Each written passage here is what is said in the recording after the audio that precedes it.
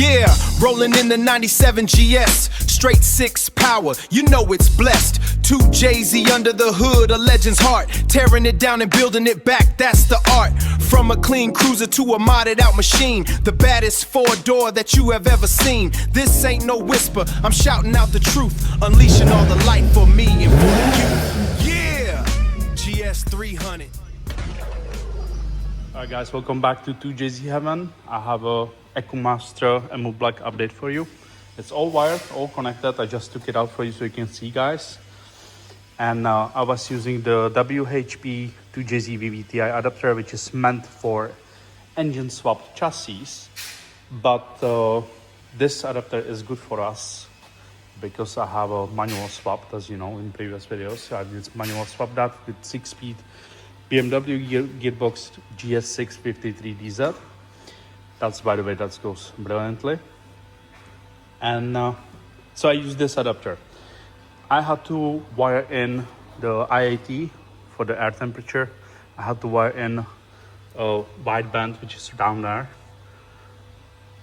And I had to wire in the Bluetooth module for my dash monitor.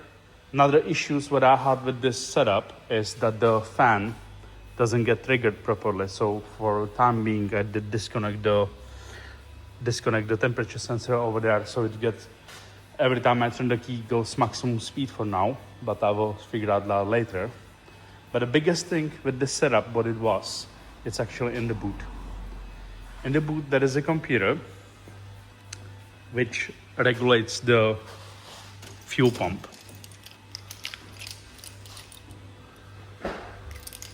If we go over,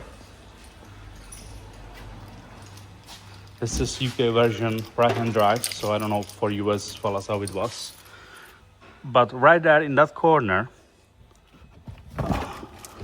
you see that gray box?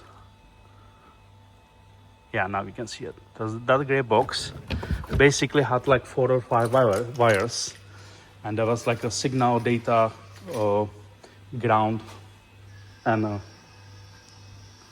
constant power. And what it did, it every time when you hit the key, it primed the car, start for a few seconds and die off.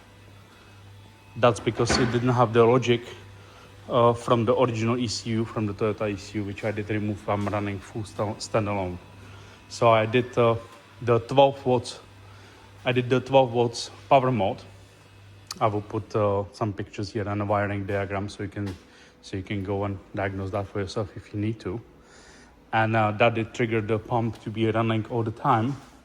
Luckily, this car have already fuel pressure regulator, which is over there. I can't adjust it, but there is one, OEM. And that's about it. It drives brilliantly now. It was tuned by Millennium Precision. It's a young fella, he's like 24, 25, but he did an amazing job. So he was going up and down road and he did all on the fly. All this mapping was by hand. He was doing something on the keyboard here. I just heard that chattering the keyboard, how he's hitting the keys. It was insane. Never seen anything like it. And I don't have nothing to compare to, but I think he did know what he's doing. Another thing what I did have to connect was this vacuum, which comes here from the air intake. You have another one there. Everybody keeps splicing that line over there, but I'm not sure why when you have a literally free nipple over here, just go in. If I'm wrong, let me know in the comments.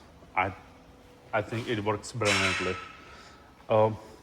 Last but not least, this is another vacuum source, which originally was going into air intake resonator alongside with the breather there from the rocker cover. So I put this oil catch can. It's a temporarily setup for now before I go turbo, and now feed it all back in this tube, which I did heat wrap, so we radiate heat away. I have already cutlass setup, which is wrapped as well, but it still gets very, very hot in that engine bay. So that's about it for that EMU Black. It's running good. I'm very happy with it. I still need to tie it up a little bit cables, obviously, but it's in progress. It's not the final stage, so I don't want to be like committing to some routing somewhere. I even keep the cables as long as possible. So one day when I outgrow this adapter, so I can move the ECU in the cabin. Because once I don't need this, I can move over there. In the cabin, here we have the display. So I'm using the EcoMaster app for the dash, and it runs on the tablet. From the original clusters, we do lose temperature measurement, which you gain over there on the display, and your fuel will be flashing, but it's still measuring. It's still measuring speed. It's still measuring the level of fuel. You keep your RPMs and your speed because that's set from different unit. That's not from engine ECU. That's from ABS module through ABS sensor. So you still get that signal. Obviously, your warning lights and everything with that's gone.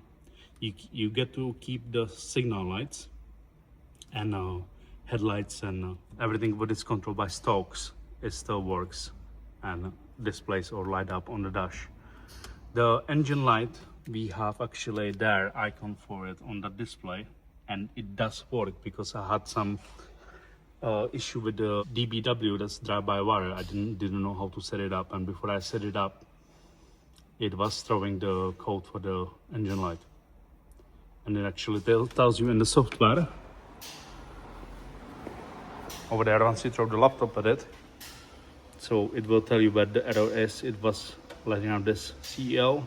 It's a engine management light, and it did tell me exactly what's wrong. So it is quite good diagnostic tool as well. I would hope so. It's a full bloody laptop for that.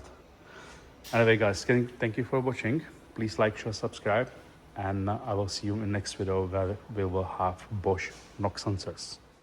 Yeah, rolling in the 97 GS, straight 6 power, you know it's blessed. 2 Jay-Z under the hood, a legend's heart, tearing it down and building it back, that's the art.